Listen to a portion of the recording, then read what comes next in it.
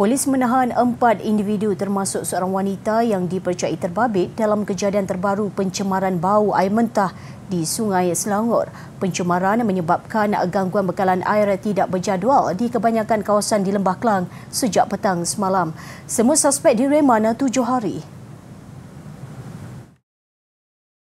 Ketua Jabatan Siasatan Jenayah Selangor, Datuk Fazil Ahmad, dalam satu kenyataan pagi tadi berkata, semua suspek berusia antara 33 dan 43 tahun ditahan di Gombak, Damansara dan Kelana Jaya antara tengah malam dan awal pagi tadi. Beliau berkata siasatan awal mendapati suspek wanita adalah penama yang didaftarkan dalam Suruhanjaya Syarikat Malaysia SSM yang menyewa sebuah premis di Jalan Velox 2 Rawang. Manakala seorang lelaki tempatan dan pekerjanya seorang lelaki Bangladesh menumpang stok bahan kimia di premis sewaan berkenaan. Jelas Datuk Fazil, kejadian dipercayai berpunca daripada aktiviti membuang sisa kimia ke dalam satu lubang kumbahan di premis itu yang disyaki terus mengalir ke kawasan tercemar. Semalam, loji rawatan air Rantau Panjang dan Sungai Selangor fasa SSP 1, 2 dan 3 telah dihenti tugas menyebabkan lebih 1 juta akaun pengguna di Lembah Kelang terjejas. Ia melibatkan 1,279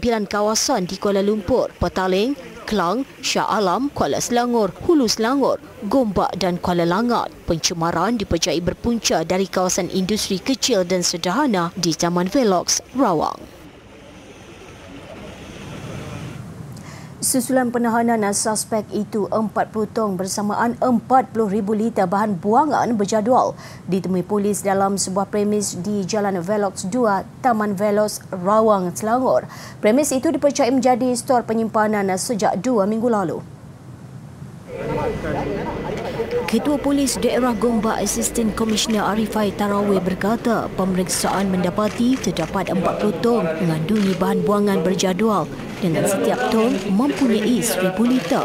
Didapati satu premis yang telah disewakan sebagai stor untuk menyimpan bahan-bahan yang dipercayai untuk dilupuskan.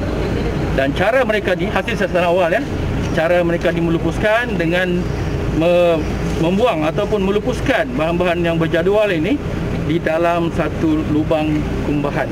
Inilah yang mengalir ke dalam loji IWK yang sehingga melimpah menyebabkan Sungai Selangor tercemar. Berdasarkan penemuan itu, pihak polis tidak menolak kemungkinan terdapat unsur sabotaj dalam kejadian itu dan siasatan lanjut sedang dijalankan. Pemeriksaan di lokasi siang tadi turut disertai Jabatan Alam Sekitar dan beberapa agensi lain. Pasukan khas di Ketua PDRM akan menyiasat kes pencemaran sumber air mentah sehingga menyebabkan 4 loji rawatan air LRA di Sungai Selangor terpaksa dihenti tugas. Turut menyertai pasukan ini agensi lain termasuk Suruhanjaya Perkhidmatan Air Negara, Jabatan Alam Sekitar dan Lembaga Urus Air Selangor Luas.